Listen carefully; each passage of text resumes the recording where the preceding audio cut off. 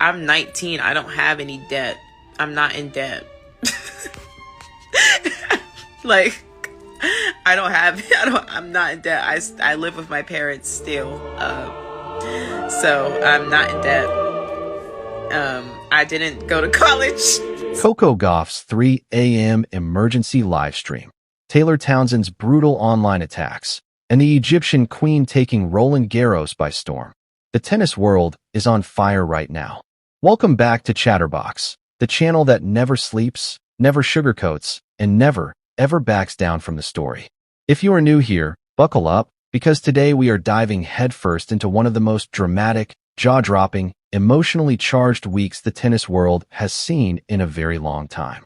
We have got a midnight emergency live stream that has the entire internet shaking, a beloved champion being torn apart by keyboard warriors who clearly have nothing better to do with their lives, and a history-making Egyptian warrior who walked into Roland Garros and made Coco Gauff herself stand up and take notice. This is not a slow news day. This is not background noise. This is the full storm, and we are walking straight into the middle of it together. You recently said, You know, if you have a guy and they just treat you good and they do everything right, but it's still like just not there. That's how I feel about Clay. the spirit of that. So grab your drink, settle in, and let's get into every single detail, because trust us when we tell you, you do not want to miss a single word of this one. Let's start at the very beginning of what has become the most talked about moment in tennis this week. Actually, scratch that. This is the most talked about moment across all of sports social media right now, and it all started in the dead of night in New York City. Picture it. It is 3 a.m. Most of the world is asleep. Your phone screen is dark, your notifications are quiet, and the last thing you expect is for one of the biggest names in professional tennis to suddenly go live without warning, without a publicist, without a statement, and without a safety net. But that is exactly what happened. At 3:07 in the morning, Coco Gauff pressed that live button, and within seconds, people started flooding in. No music, no flashy intro, no carefully crafted opening line designed by a PR team. Just Coco, a dark hoodie, a jacket, and the kind of silence that immediately tells you something serious is about to be said. She did not waste time. She got straight to it. She told her audience that at 1:44 in the morning, just over an hour before she went live, she received a message. You know what should be an Olympic sport? These morning routine warriors. Cause like, what do you mean you're waking up at 3:30 in the morning? Girl, what time you go to sleep?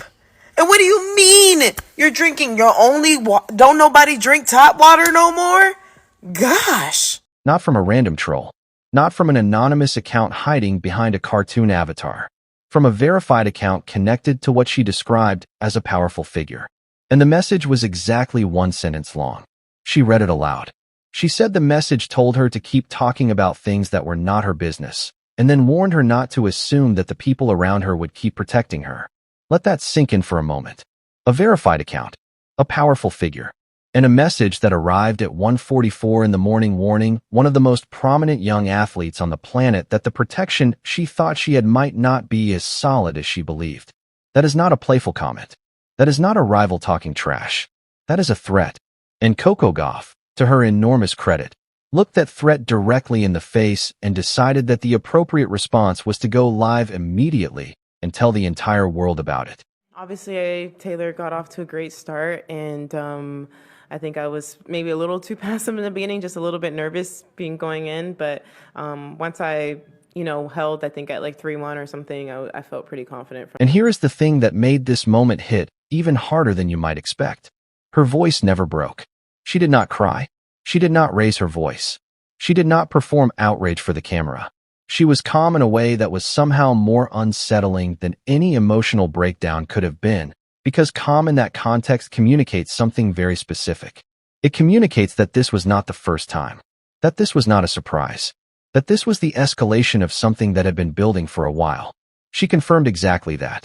She told her audience that this was not the first warning she had received, that she had been advised multiple times before to stick to tennis, to stay in her lane, to entertain people with her backhand and her trophies, and leave the harder conversations to someone else. She talked about the unspoken rules that exist in the world of professional sports, the invisible boundaries that nobody officially writes down, but everybody somehow knows are there. The expectation that public figures perform and entertain and smile and do not, under any circumstances, make powerful people uncomfortable by saying things that actually matter. She acknowledged all of that, and then she kept talking anyway. She said that she had been told her platform had limits. That truth becomes dangerous the moment people stop watching. And then she paused. Okay, we're about to do our first solo with Coco. I thought I would do something chill because I do this all the time. So we're gonna go to the movies to see Weapons. I go to the movies by myself, like all the time. I love the movie theaters. It's probably my favorite place to be, honestly. It's just In the way that only someone who has genuinely thought deeply about something pauses. And she said that tonight felt different. Tonight felt like somebody wanted silence specifically, not just discomfort. Silence. She held up her phone to the camera. The screen was blurred so the content could not be seen, but viewers could clearly see it vibrate once, and then again. Whoever sent that original message was apparently still active. She then said something that, honestly, should be written down and remembered, because it was that precise. She told her audience that if anything happens to her voice, her platform, or her ability to speak freely going forward, people should start asking who benefits from that silence. Not who is upset, not who disagrees, who benefits. Because that is the real question when powerful people want public figures quiet. It is never about the discomfort. It is always about the benefit. And then she straightened up, looked directly into the camera, and delivered the line that has been screenshot and shared approximately 10 million times since she said it. She said she would see everyone soon, and then she added, assuming they still let her. She stepped out of frame. The live stream continued. The chair sat empty. The phone kept vibrating. That image, an empty chair and a vibrating phone in the early hours of the morning after one of the world's most recognizable athletes issued what was essentially a public record of a threat she had received, is one of those moments that the internet burns into its collective memory. Hey guys, it's Coco, and I officially qualified for the WTA Finals. I'm super happy to be back in Riyadh again. I hope to see you guys there, so be sure to get your tickets at webook.com. Bye, see you soon. People are still talking about it. People are still asking questions. Who sent the message? What has Coco been saying that made someone powerful enough to have a verified account decide that 1:44 in the morning was the right time to send a warning? What happens next? We do not have all of those answers yet. But what we do know is that Coco Gauff did exactly what she said she was going to do. She went live. She told the truth as she experienced it. She created a public record that cannot be quietly deleted or denied. And she did it at 3 in the morning in a dark hoodie with no team around her, which somehow made it more powerful than any press conference ever could have been. Now let's shift gears, because while all of this was happening, another conversation was exploding in the tennis world. And this one is less mysterious and more infuriating. It is the kind of infuriating that makes you want to slam your laptop shut and go for a walk to cool down. Taylor Townsend lost at Roland Garros. And the response from a section of the internet was, frankly, disgusting. For anyone who needs a reminder of exactly who Taylor Townsend is, let's do that quickly, because she more than deserves it.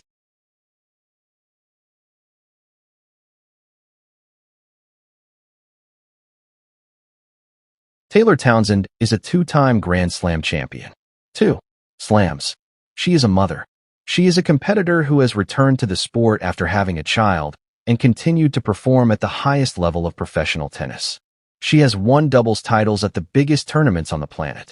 She is a beloved figure in the sport, someone who brings personality and warmth and genuine talent every time she steps onto the court. She is, by any reasonable measure, an accomplished and inspiring athlete. And after she lost at Roland Garros, people told her to retire. They called her bad. They said she could only win doubles and would never win anything in singles.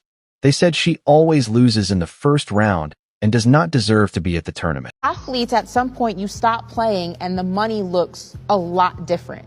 And there are some people who make that adjustment, and they make that adjustment seamlessly, and they're kind of prepared for it, for life after football, after tennis, after basketball. And then there are people who struggle with life after that. What is your... And then, because apparently some corners of the internet genuinely have no floor, the body shaming started. People telling her she needs to lose weight to win matches. That her body is the reason she loses. That she should change how she looks if she wants results. There are no words strong enough to describe how deeply wrong that is. There are no diplomatic ways to frame it. What those people did was cruel. It was ignorant. And it is worth saying loudly and clearly that this kind of commentary has absolutely nothing to do with sports analysis. It is not criticism. It is not feedback. It is targeted cruelty directed at a woman who worked hard enough to get to Roland Garros, competed against world-class athletes, and then came home to find strangers on the internet writing things about her body and her career that they would never say to anyone's face. Taylor Townsend does not deserve that. Not even slightly. What she deserves is the recognition of someone who has made it to the top level of one of the hardest sports in the world, raised a child while doing it, and kept showing up. That is not a person who should be told to retire. That is a person who should be held up as an example of resilience. And it is not just about Taylor. This is a pattern. Female athletes, particularly black female athletes, have faced this specific combination of performance criticism and physical scrutiny for as long as professional women's sports have existed. The standard applied to them is different, harsher, more personal, more focused on how they look rather than what they achieve. And every time it happens and is allowed to just slide by without being called out, it gets normalized just a little bit more. So let's call it out here. Let's say clearly that body shaming a professional athlete is not sports commentary. It is harassment. Mayar Sherif walked into this year's French Open through qualifying. That means she had to win matches before the main draw even started. She had to earn her way in while other players were already in Paris preparing and resting. Honestly, I feel the best that I've ever played in my life because I've won here so many matches. I think I won like 90% of the matches. I lost only one match here. So definitely going on the court knowing that gives you a lot of confidence and makes me play aggressive, makes me play. She won multiple qualifying matches and then stepped into the main draw and kept winning. By the time she reached the second round and drew Coco Gauff, the defending champion, she had already competed in 4 matches at Roland Garros this year. For matches, most players in the draw had played 0 before the tournament officially began. And then she went out onto court Suzanne-Lenglen, one of the most famous and prestigious tennis courts in the world, and she made Coco Gauff work for every single point across nearly 2 hours of play. The final score was 6-3, 6-2 to Gauff. But numbers, as any honest tennis fan will tell you, can be misleading. Sherif broke Gauff's serve 4 times during that match. Right. Gauff knew it too. In her post-match comments, she was generous and genuine in a way that felt completely authentic. She said she had played Sherif 3 years earlier in Cincinnati and knew going in that it was going to be a physical battle. She described Sherif as someone you genuinely do not want to face on clay because she makes you earn every single point more than almost anyone else on tour. She said the match against Sherif and her earlier loss to Alina Svitolina in Rome had been her 2 most physically demanding contests of the year. And then she said something that stuck with a lot of people. She called Sherif underrated. Not a little underrated. Genuinely underrated, in a way that she felt should change. Her coach had told her going into the match that Sherif's biggest strength was her bravery. And after 2 hours of watching it up close, Gauff said that assessment proved completely accurate. Bravery on a tennis court, particularly against the defending champion in a Grand Slam, is a specific and special quality. It means believing you belong there even when the scoreboard starts to move against you. It means continuing to go for your shots, trusting your game, and refusing to shrink under pressure. Sherif had all of that. And when Sherif was told what Gauff said about her, she was genuinely moved. She said she really liked hearing those words. She talked about knowing that mental toughness is one of her greatest strengths as a player, which made it all the more difficult during the recent stretch of her career when that mental strength had started to slip away from her. She had begun worrying about defending ranking points, about making Grand Slam cutoffs, about the numbers on a leaderboard rather than the match in front of her. Results suffered. Confidence wavered. The thing that had always made her formidable started to feel fragile. But something shifted in Paris. Halfway through her qualifying run, a spark came back. She described feeling locked in on the court again, present in a way that had been missing for a while. And that recaptured focus carried her all the way through qualifying and into a main draw second-round match against the number 4 seed on one of the biggest stages in the sport, where she made that number 4 seed say her name with admiration and respect in the post-match press conference. The story of Mayar Sherif is one that genuinely deserves to be told more widely and with more attention than it typically receives. She is the first Egyptian woman in history to win a Grand Slam match. The first Egyptian woman to crack the top 100 and then the top 50. The first Egyptian woman to compete in tennis at the Olympic Games. The first to win a WTA title. She broke the record for highest-ranked Egyptian tennis player in history, surpassing a record that had stood for decades. She did all of this while representing a country where tennis infrastructure and federation support have not always matched her level of ambition and talent. Speaking of which, Sherif did not hold back when discussing her relationship with Egyptian sports authorities. She was gracious about it in the way that someone who has clearly made peace with a frustrating situation is gracious. But she was also completely honest. She said that she feels she deserves more attention and support from the Federation and the Olympic Committee.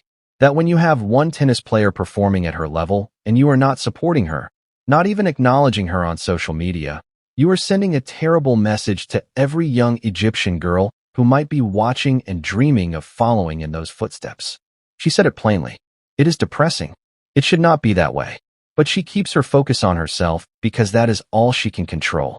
There was also a genuinely bizarre subplot to this Roland Garros story that is worth mentioning because it illustrates the kind of absurd noise that athletes have to navigate alongside their actual careers. On the eve of her qualifying campaign at the French Open, a rumor started circulating online claiming that Mayar Sherif had been murdered and found dead at home. Completely fabricated. Entirely false. And yet it spread far enough that she started receiving calls and messages from people checking whether she was alive. Imagine preparing mentally for one of the most important matches of your tournament and simultaneously fielding phone calls from people who saw something online and genuinely do not know if you are still breathing.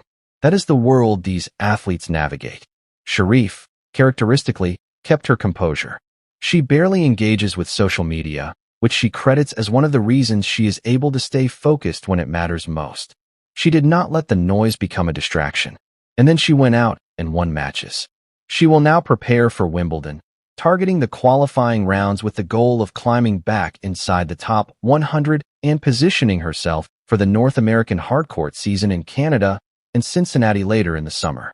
Her physicality is the area she has identified as the next frontier of her development, the thing that stands between the level she already has and the level she believes she can reach. She was direct about it.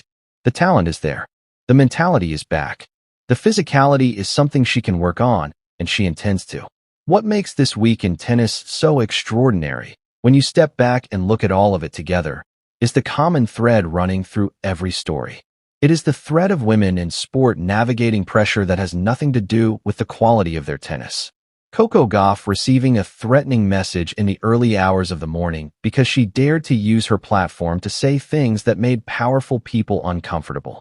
Taylor Townsend being targeted with body shaming and retirement calls after a loss by people who seem incapable of evaluating a female athlete purely on the merits of her athletic career. Mayar Sherif making historic achievement after historic achievement for her country, while her own federation apparently cannot be bothered to post about it on social media. These are not separate stories. They are the same story told 3 different ways.